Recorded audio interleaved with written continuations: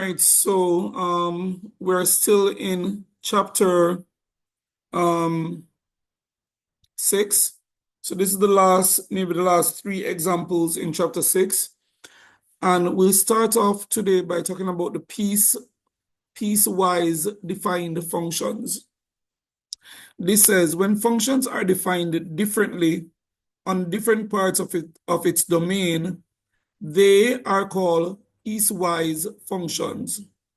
So when functions are defined differently on different parts of its domain, they are called piecewise function. So they talk this here. They're saying that we need to recall that the modulus function, and this is how the modulus function was defined. We think we looked at it just before we looked at sketching the graphs of the modulus function.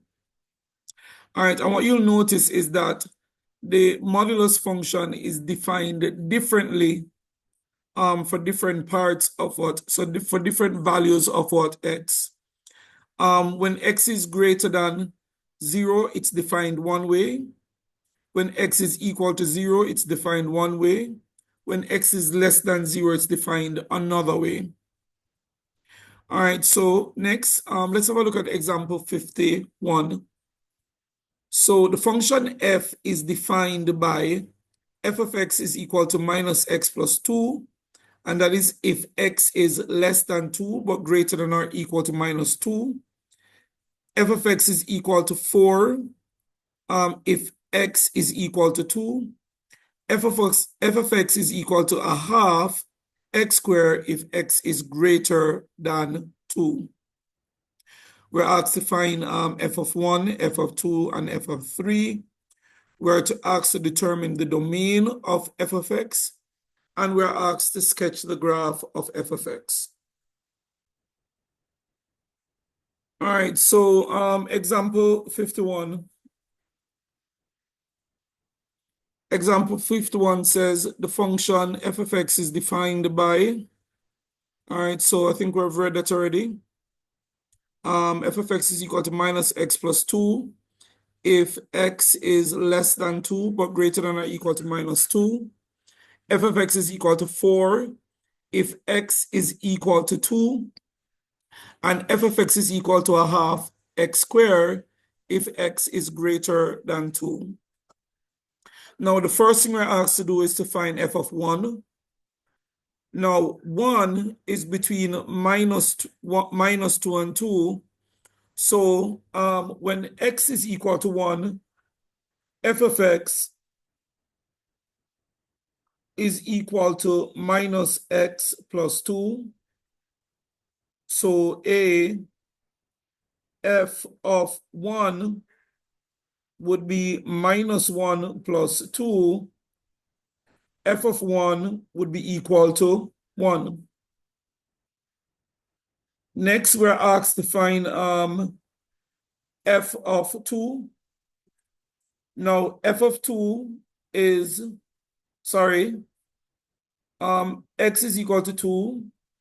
So f of x, whatever f of x is when x is equal to 2, that's what we need. Now, f of 2 is simply equal to 4. Because when x is equal to 2, f of x is equal to 4.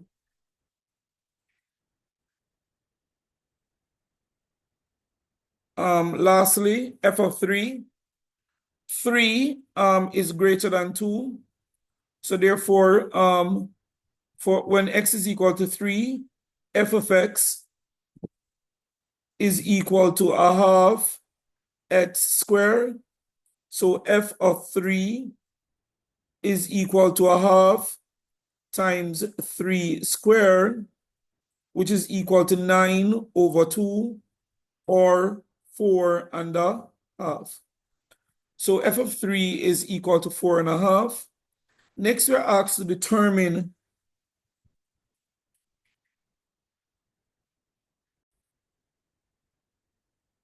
all right, B asks us to determine the domain of f of x.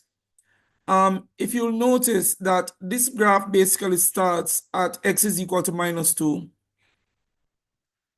because f of x the definition of f of x starts at minus 2. The first part is when x is what? Greater than what? And the last part of the definition of f of x says when x is greater than 2. So it starts at what? So the first part is between minus 2 and 2, minus 2 inclusive, when x is equal to 2, and when x is greater than 2. So essentially, the domain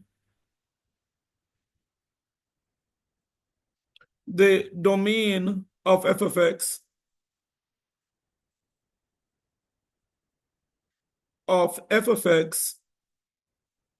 is x is greater than or equal to minus 2. F of x exists for all values of x greater than or equal to minus 2. So the domain of f of x is greater than or equal to minus 2. Finally, we're asked to sketch the graph of f of x.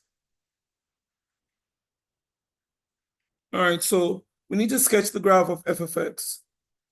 So let's find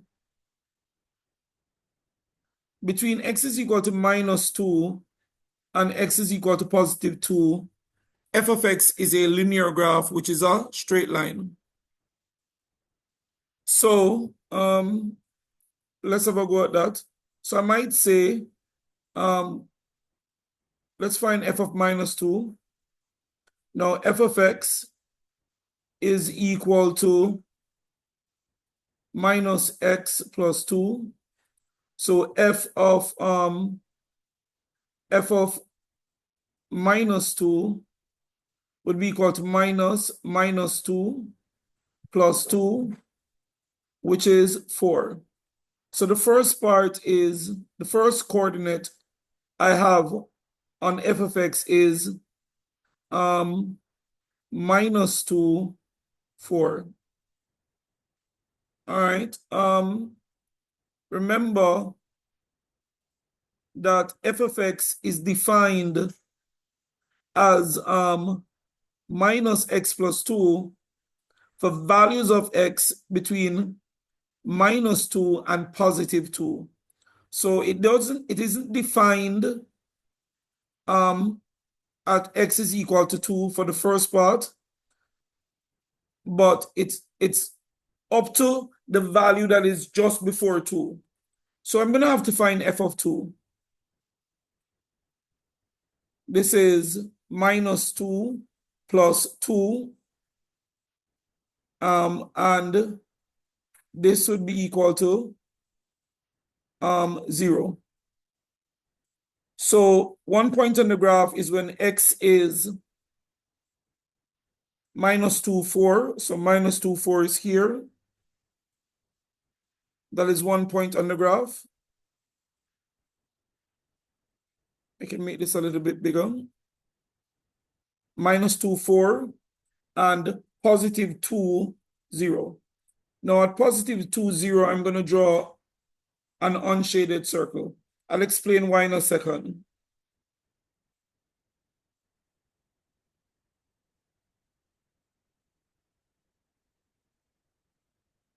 Then I'm going to draw a straight line because minus x plus 2 is a straight line.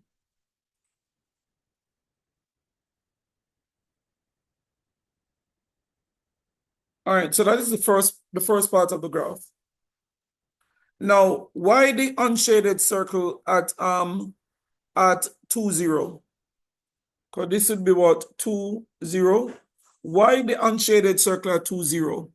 Because for this part of the graph, f of x is not defined. Oh, that's a better way of saying it. F of x is not defined as minus x plus 2 when x is equal to 2. So for this part of the graph, f of x is not defined as minus x plus 2 when x is equal to 2, which is why it says at that point it's less than or equal to 2. Now, what happens when x is 2? When x is 2, f of x is equal to 4. So this is a point on the graph of the function of f of x. And finally now, the last part of the graph, when x is greater than 2. All right, so let's start off with, we have what? F of x is equal to a half x squared. I'm going to say when x is equal to 2, f of 2 is equal to a half, and that is times what? 2 squared. It is a half of 4, which is 2.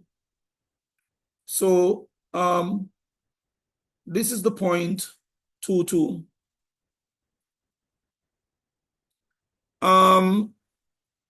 The next thing now, it's basically defined as a quadratic thereafter.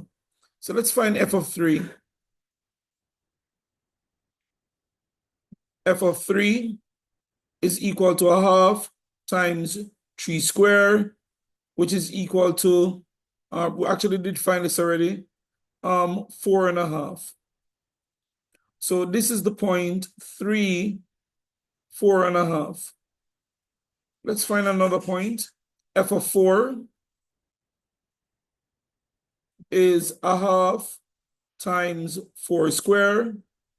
So this is a half of 16, which is 8.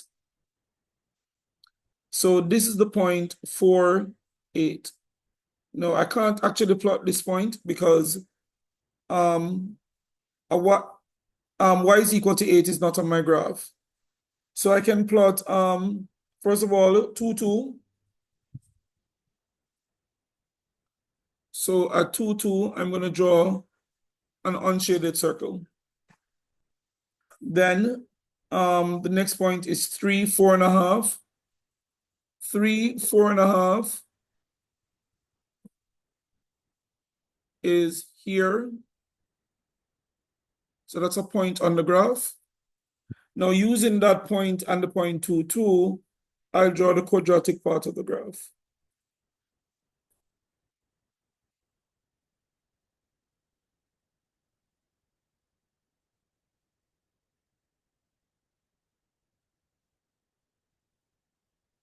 One more, I'm a perfectionist.